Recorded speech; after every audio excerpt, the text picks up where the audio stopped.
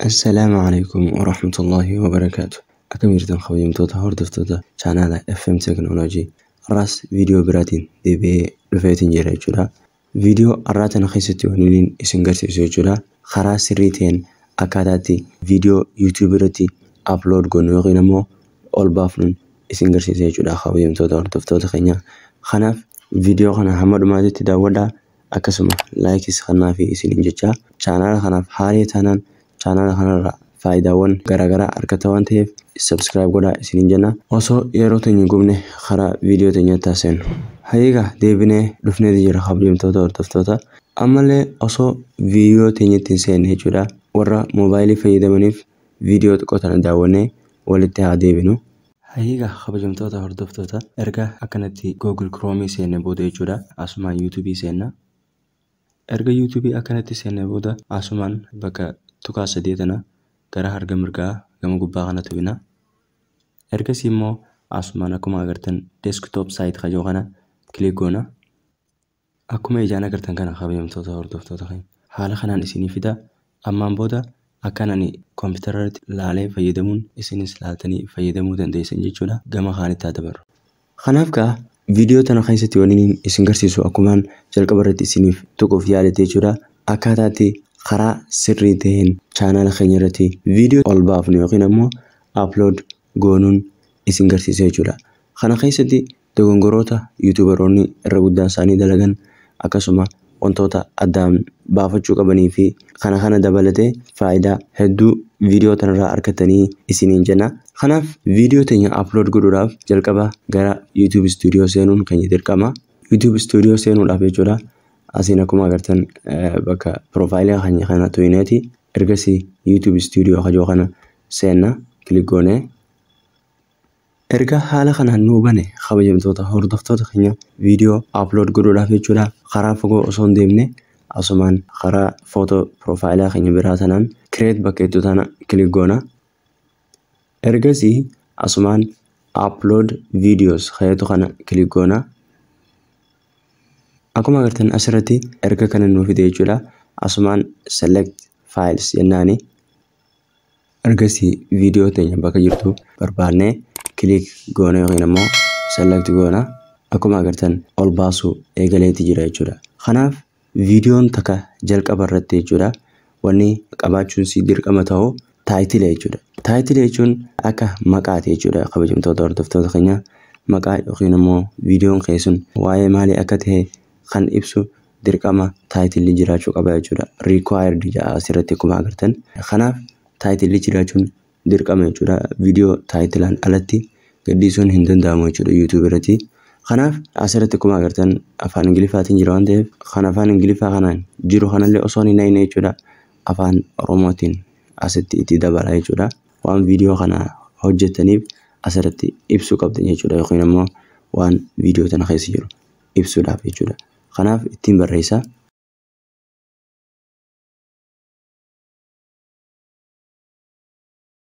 Akkuma agartan title viidiyoo tiyyaa itti barreesseetiin jira jechuudha. Asiin xiqqashoo yoo gaddadimne jechuudha. Akkuma agartan asirratti description jira jechuudha. Description maal ibsa yoo jettan akkuma agartan asirratti viidiyoowwan channel keenya keessatti hojjedhu karaa salphaa ta'een asiiniin karaa description kanaan asirratti barreessa. Ergasii hawaasni YouTube irratti viidiyoo teenya ilaalu asirraan hubachuu danda'an jechuudha. Kanaafin description haala kanaan barreessee jechuudha. Akkaataatti description barreessan odaan isinii hima jechuudha. Kanaaf asiin xiqqashoo yoo gaddeemne jechuudha. Asirratti akkuma agartan thumbnail jedha. Thumbnail jechuun footoo xiqqashoo waa'ee viidiyoo teenyaa gubbaarratti ibsuu ni dandeenyu jechuudha. Akkuma agartan fakkeenyaaf footoowwan asirra jiran kun hundi jechuudha. Thumbnailidha malee viidiyoon yeroo eegalu waan biraati jechuudha yookiin immoo haala biraatiin eegala jechuudha kabajamtoota hordoftoota keenya. Fakkeenyaaf asirratti akkuma agartan yoon xiyyaa kana irra gadhiise jechuudha. Viidiyoon waan biraati. Kanaas akkuma agartan viidiyoon waan biraati jechuudha. Kanaaf thumbnailiin maaliif nu fayyada? Viidiyoo teenya jechuudha gizee kanatti fuula YouTube keessa seenan jechuudha. Haala kanaan akka viidiyoo teessa waan isin taate dubbisanii viidiyoo teessan seenanii laalanii fi isaan fayyada jechuudha. Kanaaf thumbnailii keenyas asumaan filanna jechuudha. thumbnail filachuudhaaf asumaan isii kana bakka sanduuqa xiqqaa kana click goona. Ergasii how to create brand new channel kajoo kanaaf isii kana click goona jechuudha. Akkuma agartan kabajamtoota hordoftoota keenya haala sirrii ta'een irratti nu ol baasee jira jechuudha thumbnail keenya. Kanaaf thumbnail keenya haala kanaan erga irratti baafanne booda asiin gayyaanee jechuudha playlist bakka jettu kana yoo gabbuune bakka kanatti maal jechuu isaati viidiyoo amma gadhiisu jirtu tana playlistii channel keetii irratti create goote keessaa kamitti dabaluu feetaa ja'a. Kanaaf isa kana click godheetiin filadha jechuudha. Akkuma agartan playlistiiwwan hanga 6 qaba. Kana keessaa tooftaalee channel YouTube guddisuuf nu gargaaran kajoo kanaan check godha yookiin immoo filadha. Ergasii immoo done hin jaan jechuudha. Kanaaf ammaan booda viidiyoon tun asumaan automatically playlist san keessatti add taati yookiin immoo dabalamti jechuudha. Ergasii immoo asitti audience jaa akkuma agartan audience jechuun daawwattoota yookiin immoo vieweroota jechuudha. Kanaaf isaan kana adda baasuu qabdu jechuudha. Viidiyoon tun daa'imaniif hojjetamtamuu daa'imaniif hin hojjetamne kajoo si gaafata waan ta'eef no it's not made for kids kajoo kana kajalaa kana filanna jechuudha. Yoo ammoo viidiyoo daa'imanii wal qabatu yookiin immoo viidiyoo daa'iman keessatti argamu yoo gadhiiftan jechuudha isii kana click gootan jechuudha. Kabajamtoota hordoftoota keenya kanaaf nuti viidiyoon kun daa'imanii waliin qabatu waan ta'eef no it's not made for kids jennee bira kannu jechuudha nuti. Erga isii tana guunne jechuudha asiin gabbuune jechuudha. Akkuma agartan paid promotion jecha bakka tun paid promotion jechuudha. Yoo viidiyoo tana keessatti dhaabbata tokkoof waa beeksisuu jiraatan jechuudha kaffaltiidhaan jechuudha. Beeksisni yoo viidiyoo ta'an keessa jiraate asitti YouTube beeksisuu qabda waan ta'eef asii bakka tana check gootan jechuudha. Nuti immoo viidiyoo tana keessatti waan beeksisni jirreef asumaan bira kanna jechuudha. Akkuma agartan gizee gaddeemne jechuudha.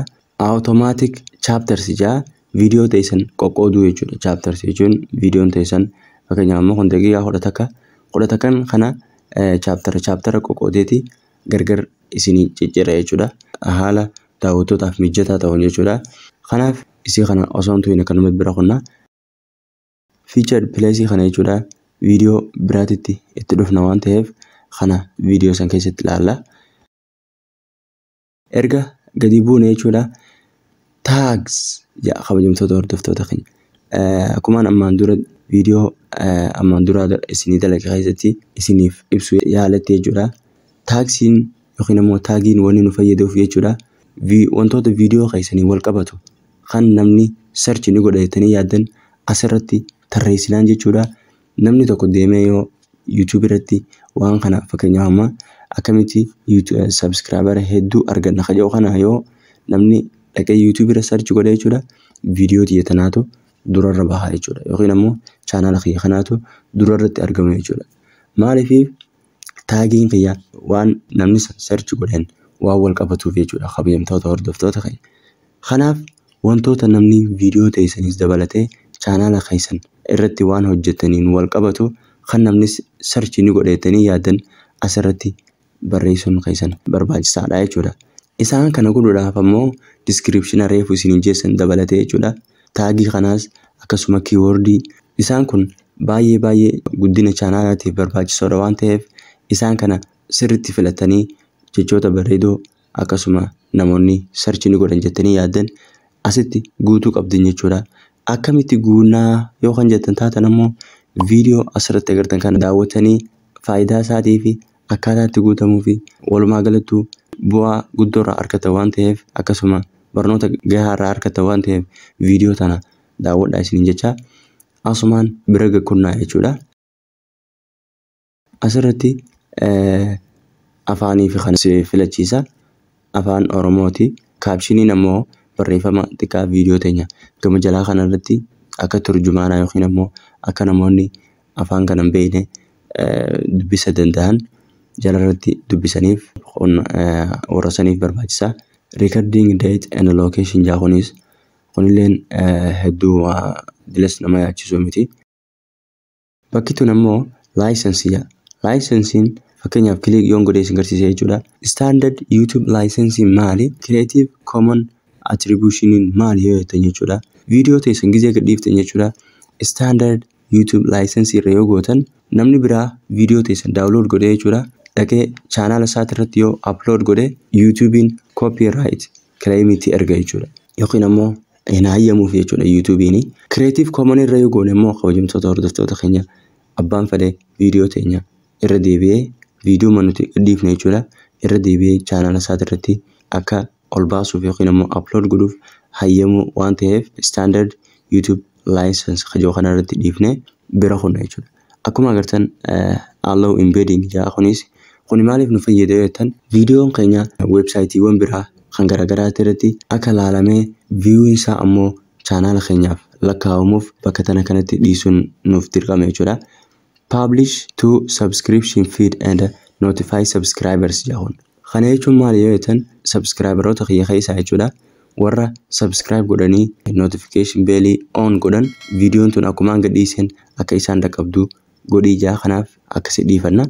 Kanaaf asirratti illee akkuma agartan short remix yookiin viidiyoowwan teenya jechuudha. Viidiyoowwan nama biraatii wajjiniin mix taate akka nama tokkoof recommend godhamuuf YouTube'n feature kanaas fide jechuudha. Kanaaf isa kanaas allow video and audio remixing jennee bira kunna jechuudha. Ergas immoo asitti akkuma agartan category jaa. Categoriin akkuma agartan viidiyoon tun waa'ee barnootaati yookiin ammoo akkaataa waa hojjetaniin barsiisuu jira waan ta'eef educationiin jedhanii. Ergasii erga asiin akkana xumurre jechuudha. Video elements kajoo kana click goona. Yookiin ammoo asumaan next jechuu ni dandeessan jechuudha. Asumaan akkuma agartan add an end screen jaa. End screeninga viidiyoo teenya gama dhumaati irratti yeroo viidiyoon teenya dhumuuf deemtu sagandii sagalii fi kana yoo hafu viidiyoowwan teenya recommend godha jechuudha YouTube'n. Kanaaf asirratti akka recommend godhuuf import from video kajoo kana click goona yookiin ammoo add jennaan jechuudha. Ergasii akkuma agartan sanduuqoota kana nuuf fidaa jechuudha. Akkuma agartan asirratti viidiyoowwan taaqa 2 3 akkasuma logo channel keenya jechuudha. Warra subscribe godhuu fedhuuf. Asirratti immoo akkuma agartan viidiyoo takka logo teenya jechuudha. Khalaas. Asirratti immoo akkuma agartan viidiyoo habbaa 2 qofa. Asirratti immoo akkuma agartan viidiyoo takkaa fi logo teenya jechuudha. Kanaaf kanneen hundarraa jechuudha. Nuti viidiyoo hedduu akka nu ol baasuu waan barbaadnuuf isa gubbaa kana click goona. Ergasii akkuma agartan viidiyoo habbaa 3 fi logo teenyas nu ol baasee jira jechuudha. Asumaan save jennaan jechuudha. Ergasii add cards jaa. Kaardiingaa akkuma agartan viidiyoowwan namaa gizee daawwatan jechuudha. YouTube irratti beeksisa xiqqashaa haala gubbaa kanarraa namaa dhufu waan ta'eef asumaan isa kanaas ni filanna. Viidiyoo filachuu feetes viidiyoo filata. Akkasuma playlistis ni filachuu dandeessa. Channel illee filachuu dandeessa jechuudha. Kanaaf ani playlistii haa filadhu. Playlistii viidiyootiin asirratti isinii baasa jechuudha.